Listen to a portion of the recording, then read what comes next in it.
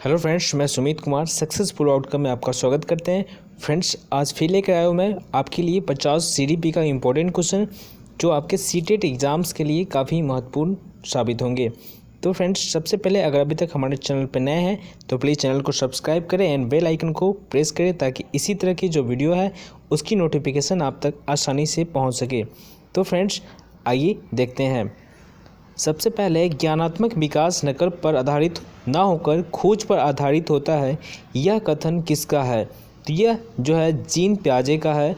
Gene पियाजे जो है एक स्विस मनोवैज्ञानिक थे और इन्होंने जो है अल्फ्रेड बिने की प्रयोगशाला में बुद्धि पर परीक्षण साथ में किया था और इन्होंने ही संज्ञानात्मक विकास का प्रतिपादन दिया था, जिनमें इन्होंने संज्ञानात्मक विकास की 4 अवस्थाओं के बारे में इन्होंने बताया है।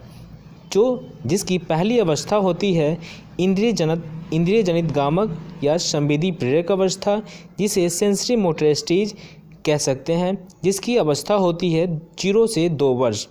दूसरी अवस्था इन्होंने बताया जिसका नाम है पूर्व संक्रियात्मक या पूर्व या पाक प्रश्नात्मक अवस्था, जिसे प्री ऑपरेशनल स्टेज, जिसकी अवस्था 2 से 7 वर्ष होती है। तीसरी अवस्था इन्होंने बताई मूर्त संक्रियात्मक अवस्था, या इसे ठोस या स्थूल या अनौपचारिक अवस्था इसका नाम दिया गया और इसे कंक्रीट ऑपरेशनल स्टेज भी कहते हैं। इसकी अवस्था उन्होंने 7 से 11 वर्ष बताई। चौथी अवस्था इन्होंने बताया अमूर्त संक्रियात्मक अवस्था, अमूर्त संक्रियात्मक या औपचारिक अवस्था, या इसे फॉर्मल ऑपरेशनल स्टेज का नाम इन्होंने दिया, जिसकी अवस्था इन्होंने 11 से 15 या 11 से 18 वर्ष इन्होंने बताया। तो जो है इन्होंने जो है संज्ञानात्मक विकास की 4 अवस्थाओं के बारे में इन्होंने बताया। आगे देखेंगे, किस विद्वान ने बच्चों की अंतःक्रियाओं को उनके विकास का मूल आधार माना है? तो लेव वाइगोत्स्की से जानेंगे कि लेव वाइगोत्स्की से अगर आपका प्रश्न रहे, जैसे वाइगोत्स्की ने जिन्होंने सामाजिक, सांस्कृतिक एवं भाषा का सिद्धांत जो है इन्होंने दिया था। तो नैतिक विकास की अवस्था की बात यहाँ देख रहे थे, विकास का मूल आधार माना तो वाइगोत्स्की साहब ने जो है अंतःक्रियाओं को उनके विकास का जो है मूल माना है। नेक्स्ट है, किस विद्वान ने विकास की अवस्था के सिद्धांत का प्रतिपादन किया? तो लॉरेंस कोहलबर्ग ने जो है नैतिक विकास की अवस्थाओं के सिद्धांत का जो है प्रतिपादन किया। नेक्स्ट है, पियाजे के अनुसार बच्चा को किस अवस्था में अपने परिवेश की अवस्थाओं को पहचानने एवं उनमें विभेद करने लगता है? तो पूर्व संक्रियात्मक अवस्था में बच्चा जो है इस अवस्था में जो है बच्चा अपने परिवेश की वस्तुओं को पहचानने एवं उनमें विभेद अंतर करना शुरू कर देता है। नेक्स्ट है, पियाजे ने किसी बच्चे के विचारों में नए विचारों के समावेश हो जाने को क्या कहा है? तो सात्मीकरण कहा है। सात्मीकरण या आत्मसात्करण भी इसे कहा जा सकता है। पियाजे ने जो है किसी बच्चे के विचारों, जैसे कोई बच्चा है, पहले से जो विचार है उनमें उस विचारों में जो है नए ज्ञान को जोड़ना, इसे जो है सात्मीकरण उन्होंने कहा है। पुराने ज्ञान में नए विचारों को, नए ज्ञानों को जोड़ देना, उसमें समावेश कर देना, वो जो है सात्मीकरण कहलाता है। नेक्स्ट है, बच्चों में आधारहीन आत्मचेतना का संबंध उसके विकास की किस अवस्था से संबंधित है? तो किशोरावस्था से। बच्चों में आधारहीन आत्मचेतना का संबंध जो है उसके विकास की किस अवस्था से? तो किशोरावस्था से। किशोरावस्था में जो बच्चे होते हैं वो अपने आत्मचेतना, अपने आंतरिक चेतना का जो संबंध है, उनकी अवस्था जो है किशोरावस्था में ही मानी जाती है। किशोरावस्था में जो है बालक जो होता है आत्म केंद्रित होता है, तो इसे जो है किशोरावस्था में ये माना गया है कि आत्मचेतना बालक का किशोरावस्था में ही होता है। नेक्स्ट है बच्चों के विकास से संबंधित निर्माण एवं खोज का सिद्धांत किस विद्वान ने दिया? तो जीन पियाजे ने। जीन पियाजे ने जो है बच्चों के विकास से संबंधित निर्माण एवं खोज की अवस्था की जहाँ बात होगी तो वो जो है जीन पियाजे से संबंधित होगा। यानी जीन पियाजे ने विकास से संबंधित निर्माण एवं खोज का सिद्धांत जो है इन्होंने दिया। नेक्स्ट है लॉरेंस कोहलबर्ग द्वारा प्रतिपादित नैतिक विकास के सिद्धांत के अनुसार पूर्व नैतिक अवस्था की अवधि है जन्म से 2 वर्ष की आयु तक।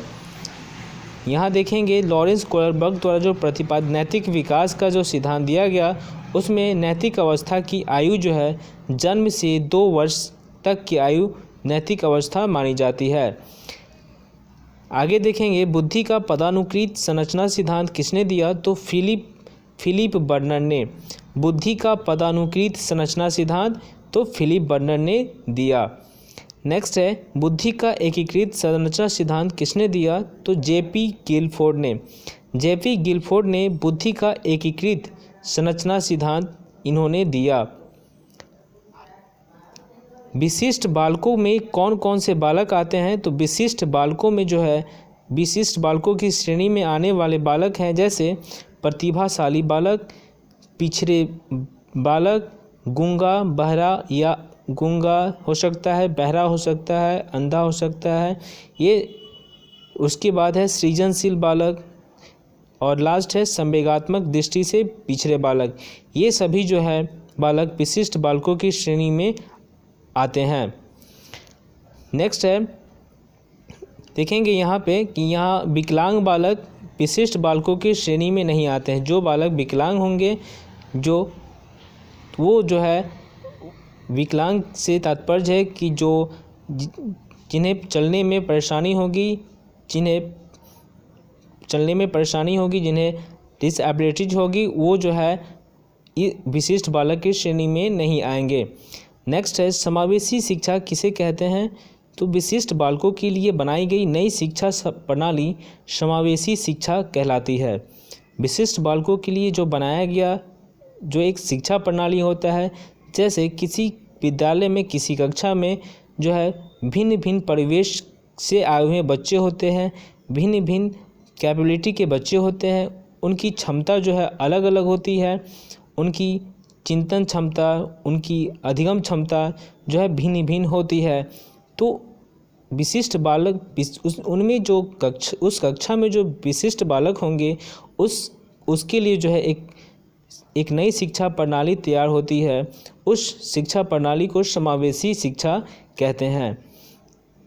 नेक्स्ट है प्रतिभाशाली बालक किसे कहते हैं? ऐसे बालक जिनका IQ 110 से अधिक होता है उन्हें प्रतिभाशाली बालक कहते हैं। जैसे 110 से कम IQ वाले को जो सामान्य बालक की श्रेणी में आते हैं और 110 से अधिक जिनका IQ लेवल होगा उन्हें प्रतिभाशाली बालक कहेंगे।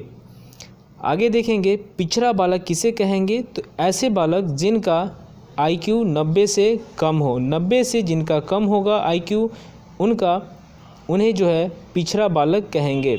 जिनका IQ 110 से अधिक होगा उन्हें प्रतिभाशाली बालक कहेंगे और जिनका IQ से तात्पर्य है इंटेलिजेंस क्वेसिस, जिनकी बुद्धिलब्धता जो है 90 से अधिक होगी उन्हें 90 से कम होगी उन्हें पिछड़ा बालक कहेंगे।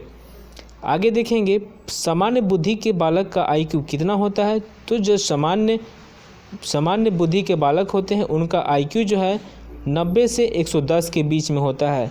जो 90 से 110 के बीच में IQ लेवल वाले बच्चे होते हैं वो जो है सामान्य बालक की श्रेणी में आते हैं और 90 से कम वाले जो बच्चे होते हैं वे जो पिछड़े बालक की श्रेणी में आते हैं और 110 से ऊपर वाले जो बच्चे हैं वो विशिष्ट बच्चे या प्रतिभाशाली बच्चे कह सकते हैं जो उस श्रेणी में आते हैं।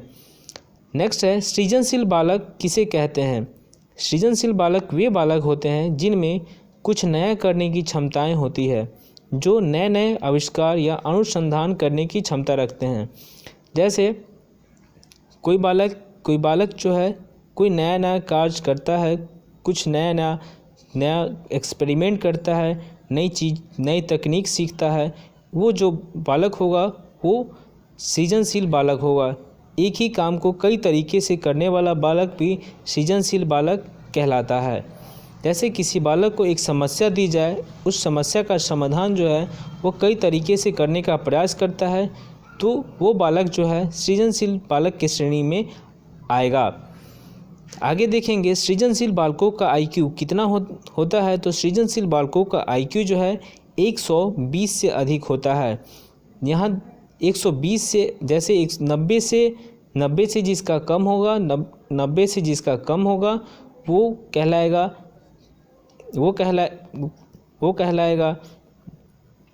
90 से जिनका कम होगा वो पिछड़ा बालक कहलाएगा। 90 और 110 के बीच में जिसका IQ लेवल यानी बुद्धिलब्धता होगा वो एक सामान्य बालक कहलाएगा। और जिनका IQ लेवल 110 से अधिक होगा वह विशिष्ट बालक कहलाएगा। वैसे ही 120 से जिनकी बुद्धिलब्धता IQ लेवल 120 से अधिक होगा वह बालक सृजनशील बालक कहलाएगा। नेक्स्ट है वंचित बालक किसे कहेंगे।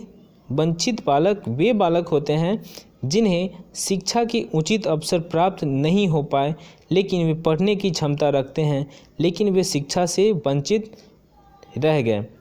जैसे आदिवासी क्षेत्रों के बच्चे, बाई के बच्चा, मजदूर का बच्चा, ये सभी जो है वंचित बालक कहलाएंगे।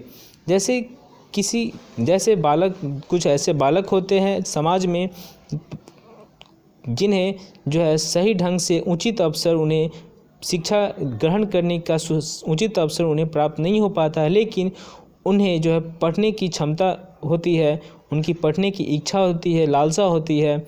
वैसे बालक जो है वंचित बालक कहलाते हैं। जैसे हमारे समाज में जैसे कुछ आदिवासी बच्चे होते हैं, बाई के बच्चे, जो काम करने वाली जो बाई होती हैं उनके बच्चे होते हैं, मजदूर का बच्चा होता है, बहुत सारे ऐसे एग्जाम्पल्स हैं। उनके बच्चे जो है उन्हें सही उचित अवसर नहीं मिल पाता है, उस बच्चे को है जो है वे बच्चे जो है वंचित बालक के श्रेणी में आएंगे। आगे देखेंगे बाल अपराधी बालक कौन होते हैं। बाल अपराध बालक वे होते हैं जो समाज के मान अधिनियम का उल्लंघन करते हैं, बाल अपराध बालक कहलाते हैं।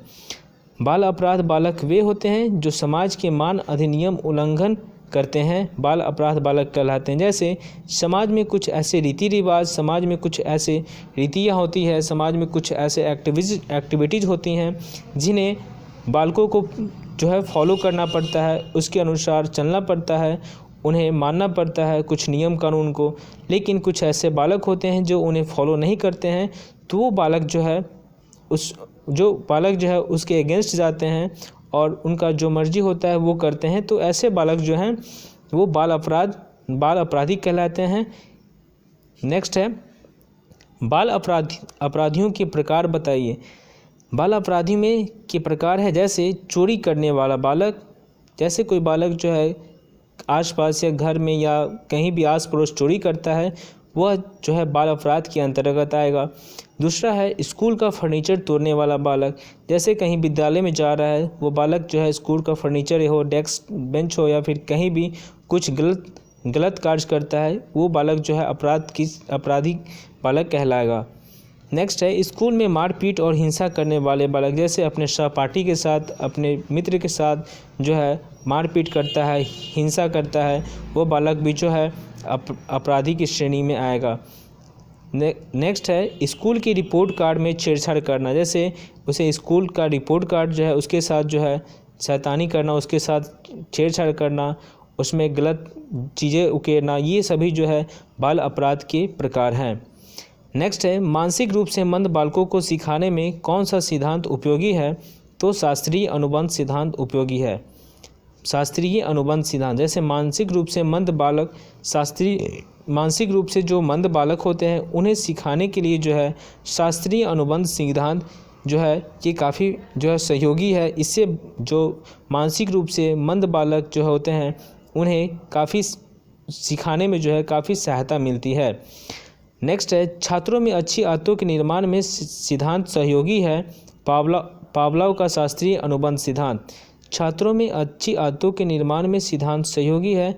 तो पावलोव का शास्त्रीय अनुबंध सिद्धांत पावलोव ने जो है शास्त्रीय अनुबंध सिद्धांत का प्रतिपादन दिया था। ये भी अगर आपसे क्वेश्चन पूछता है कि शास्त्रीय अनुबंध सिद्धांत जो है किसने दिया था, तो पावलोव ने दिया था। तो ये छात्रों में अच्छी आदतों के निर्माण से संबंधित है। जो इस सिद्धांत के द्वारा जो है छात्रों में अच्छी आदतों का निर्माण किया जाता है। नेक्स्ट है, अन्वेषण या खोज विधि पर कौन सा सिद्धांत बल देता है, तो ब्रूनर का संज्ञानात्मक सिद्धांत। ब्रूनर द्वारा जो है संज्ञानात्मक सिद्धांत दिया गया, जिसमें अन्वेषण या खोज विधि पर बल दिया गया। नेक्स्ट है, जीवन विधि पर बल देता है कर्ट लेविन का सिद्धांत। कर्ट लेविन का सिद्धांत जो है जीवन विधि पर बल देता है। नेक्स्ट है, गेस्टाल्टवादी विद्वान किस देश के निवासी थे, तो ये जर्मनी के निवासी थे। गेस्टाल्टवादी विद्वान जो है वो जर्मनी के निवासी थे। नेक्स्ट है, गेस्टाल्ट का अर्थ है संपूर्ण या समग्र से। गेस्टाल्ट का अर्थ है संपूर्ण या समग्र थे। जो पिछले कंटेंट में जो है इसके बारे में चर्चा किए थे। गेस्टाल्ट का अर्थ है संपूर्ण या समग्र से। नेक्स्ट है, प्रतिस्थापन का सिद्धांत किसने दिया था, तो गुथरी ने। प्रतिस्थापन का सिद्धांत जो है गुथरी ने दिया था। नेक्स्ट है, स्व सिद्धांत का जनक किसे कहा जाता है, तो कार्ल रोजर को। कार्ल रोजर को जो है स्व सिद्धांत का जनक कहा जाता है। नेक्स्ट है, आवश्यकता का पदसोपान सिद्धांत किसने दिया था, तो अब्राहम मैस्लो ने। अब्राहम मैस्लो ने जो है आवश्यकता का पदसोपान सिद्धांत दिया था। नेक्स्ट है, कार्ल रोजर किस विचारधारा के समर्थक थे, तो कार्ल रोजर जो है मानवतावादी विचारधारा के समर्थक थे। नेक्स्ट है, पर्यटन विधि के जनक कौन है, तो पेस्टोलॉजी। पर्यटन विधि के जनक है पेस्टोलॉजी। नेक्स्ट है, खोज अनुसंधान ह्यूरिस्टिक विधि के जनक कौन है, तो आर्मस्ट्रॉन्ग। आर्मस्ट्रॉन्ग जो है खोज अनुसंधान ह्यूरिस्टिक विधि के जनक है। आगे देखेंगे, खोज विधि का संबंध किससे है, तो भूतकाल से। खोज विधि का संबंध भूतकाल से है। नेक्स्ट है, अन्वेषण विधि के जनक कौन है, तो आर्मस्ट्रॉन्ग जो है अन्वेषण विधि के जनक भी हैं। आगे देखेंगे, अन्वेषण विधि का संबंध किससे है, तो वर्तमान काल से। ऐसे अन्वेषण विधि का संबंध जो है वर्तमान काल से है।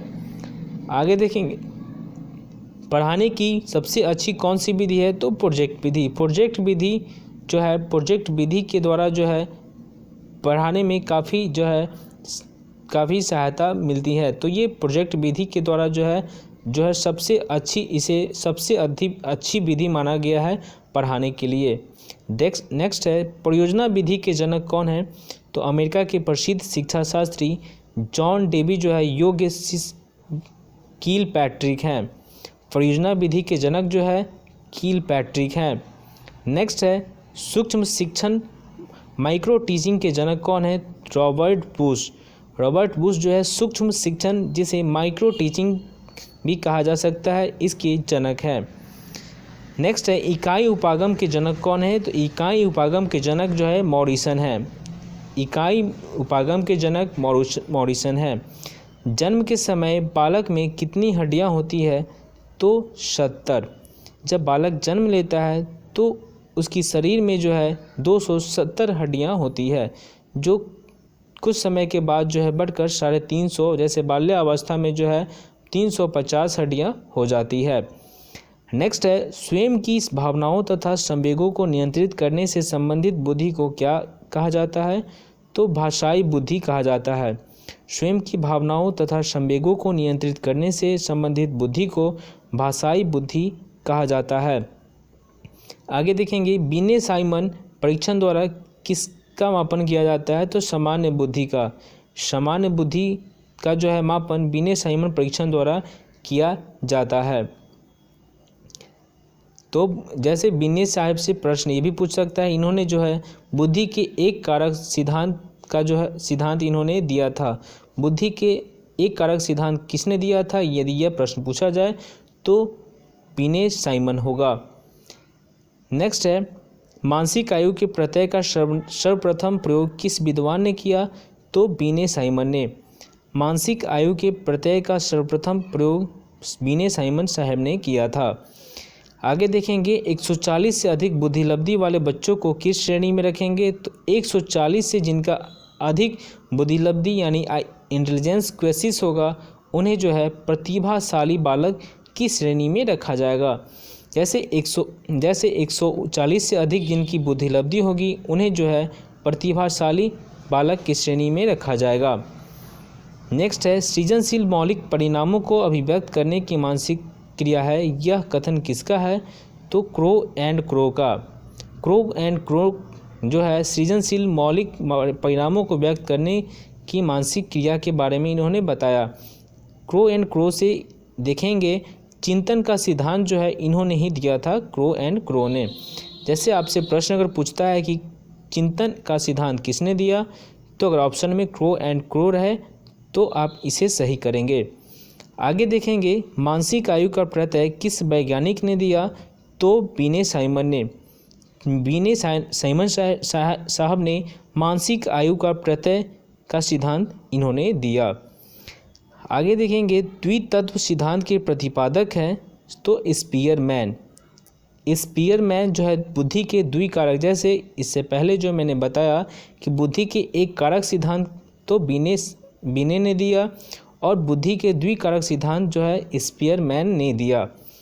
नेक्स्ट है गिलफोर्ड ने कितनी मौलिक मानसिक योग्यताओं के आधार पर बुद्धि की संरचना का वर्णन किया है। तो 3। गिलफोर्ड ने कितनी मौलिक मानसिक योग्यताओं के आधार पर बुद्धि की संरचना का वर्णन किया है। तो 3 जो है बुद्धि की संरचना का वर्णन किया है। नेक्स्ट है किशोर प्रौढ़ों को अपने मार्ग में बाधा समझता है जो उसे अपनी स्वतंत्रता का लक्ष्य प्राप्त करने से रोकते हैं, यह किसने कहा। तो कार्ल सैनिक ने। कार्ल सैनिक का मानना था कि किशोर जो है प्रौढ़ों को अपने मार्ग में जो है बाधा समझता है जो उसे अपनी स्वतंत्रता का लक्ष्य प्राप्त करने से रोकते हैं। नेक्स्ट है किशोरावस्था वह अवस्था है जिसके द्वारा एक विकासमान व्यक्ति बाल्यावस्था से प्रौढ़ावस्था तक पहुंचता है, यह कथन किसका है। तो जर्शील्ड का। जर्शील्ड का कहना था कि किशोरावस्था वह अवस्था है जिसके द्वारा एक विकासमान व्यक्तित्व बाल्यावस्था से प्रौढ़ावस्था तक पहुंचता है। इनका मानना था कि किशोरावस्था वह अवस्था है जिसके द्वारा एक विकासमान व्यक्तित्व बाल्यावस्था से प्रौढ़ावस्था तक पहुंचता है। जैसे बाल्यावस्था की बाद की जो अवस्था होती है उसके विकास के बाद जो है किशोरावस्था का समय आता है और किशोरावस्था से प्रौढ़ावस्था तक जो है ये सिलसिला जारी रहता है। ये कथन जो है जर्शील्ड ने कहा था। तो फ्रेंड्स ये वीडियो कैसा लगा, अच्छा लगा तो प्लीज़ लाइक करें, कमेंट करें और शेयर भी कर दें। तो और अभी तक अगर अभी हमारे चैनल पे नए हैं तो प्लीज़ सब्सक्राइब करें। फिर मिलते हैं आपसे नेक्स्ट वीडियो पे। Okay, take care, thank you.